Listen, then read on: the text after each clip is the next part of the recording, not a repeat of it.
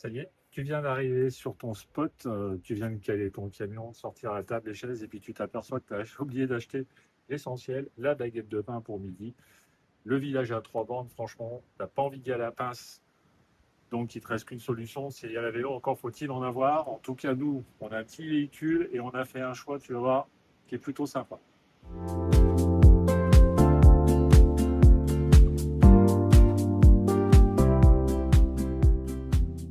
Attends, mais qu'y a-t-il à l'intérieur de cette soute? Eh ben, deux vélos pliants de chez Decathlon. On va vous montrer, c'est hyper simple pour les monter. Hop, déjà, j'attrape le premier vélo.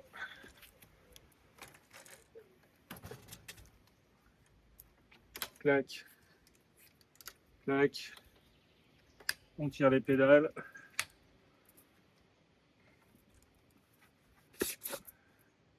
On remonte la selle.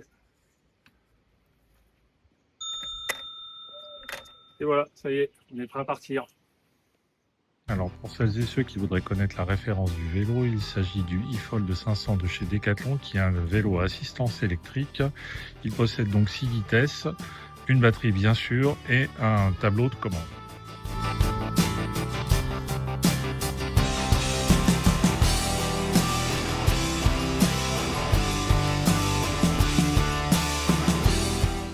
En ce qui concerne les roues, ce sont des roues de 20 pouces. Bien que le tableau de commande soit assez sommaire, il est très simple d'utilisation et vous avez la possibilité d'associer votre smartphone via l'application Decathlon Ride. Je vous montrerai un peu plus tard dans la vidéo, après notamment le retour de test, ce que vous allez retrouver à l'intérieur de l'application Decathlon Ride. Allez, on va aller le tester puisqu'il est annoncé pour une autonomie de 30 à 50 km. Est-ce qu'il tient vraiment ses promesses?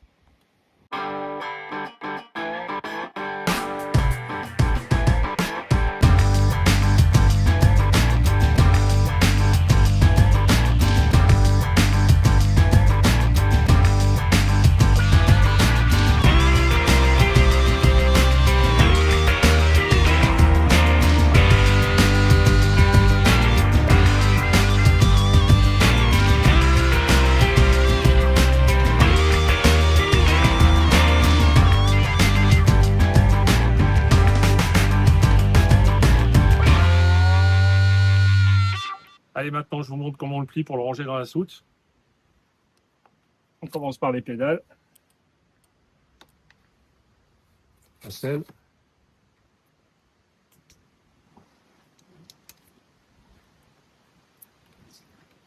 Le guidon.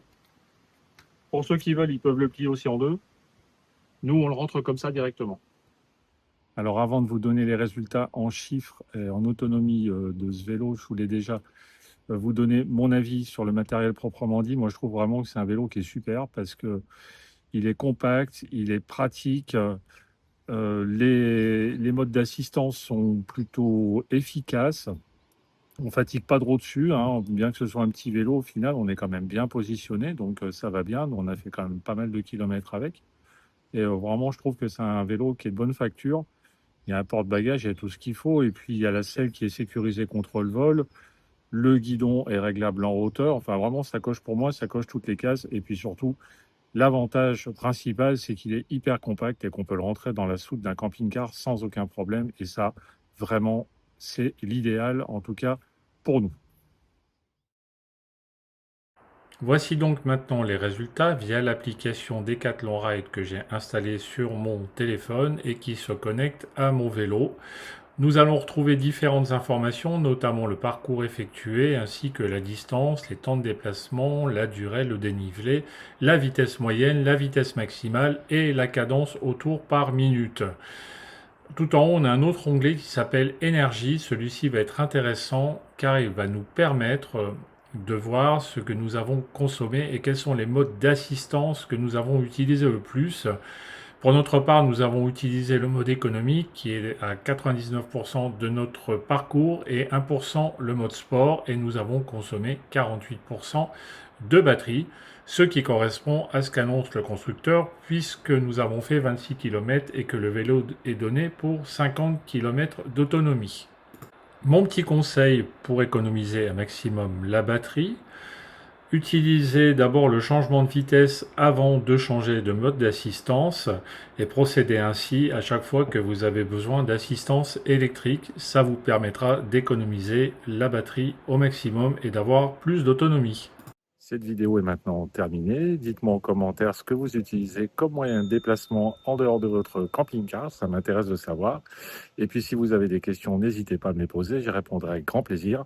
En attendant, je vous souhaite de passer de bons moments sur les routes de France et d'ailleurs. Ah, ciao!